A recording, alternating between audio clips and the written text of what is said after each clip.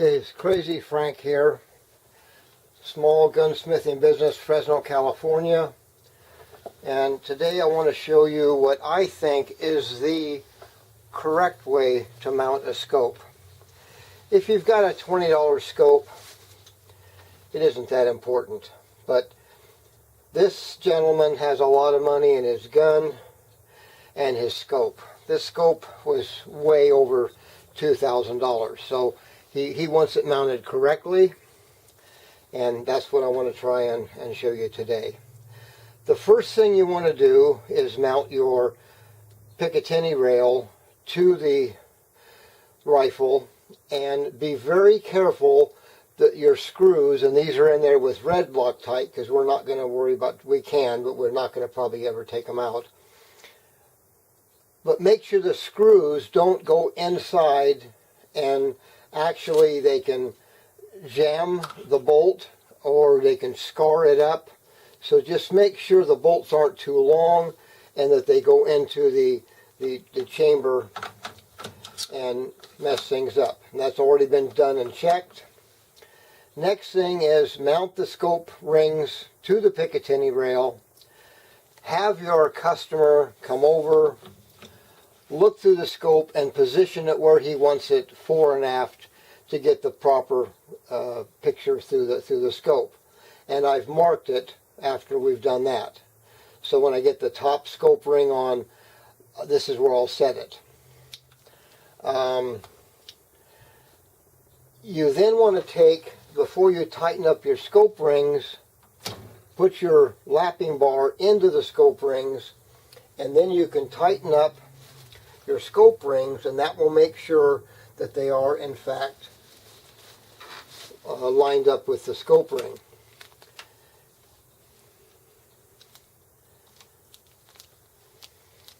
I mean with the lapping bar.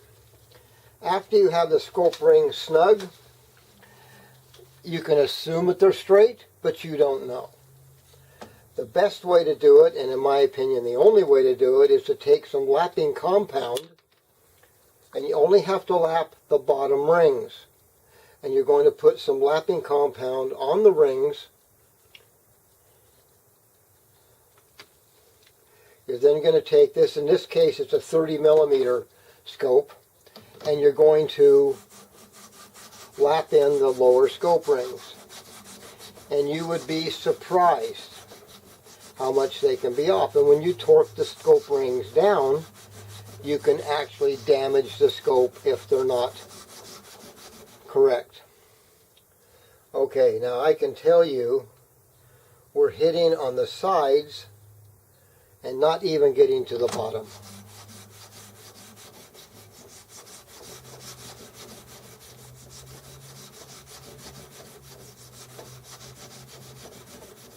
So what you're going to do is you're going to lap your scope rings in until you don't have to get a pattern all the way around, but what you want to do is you want to make sure that if it's high or low, that you're correcting that. And I'm going to just walk you through the steps here, because it's going to take some lapping, I'll tell you. This is not doing too well. I'm going to have to put a lot of lapping. It's taking off of here, but it's not touching at the bottom. So I will go ahead and do that, and I don't want to make the video too long. Then you're going to install the scope. And you want to put your scope rings on. And I'm only going to put a couple screws in them because I have to take it back apart to finish my lapping.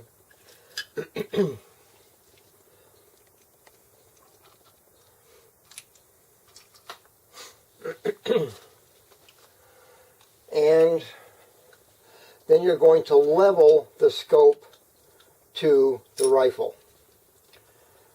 And to me this is very important. Leave it to me to drop it. So bring your scope rings down until they touch. You don't want them tight because you want to be able to move the scope.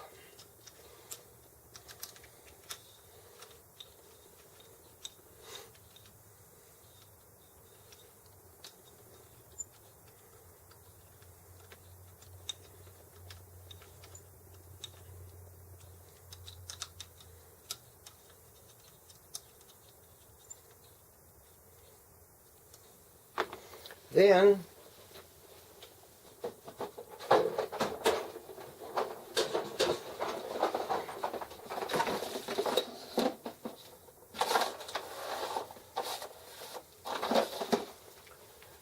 you have your two bubbles, and you want to mount one of them to the scope itself.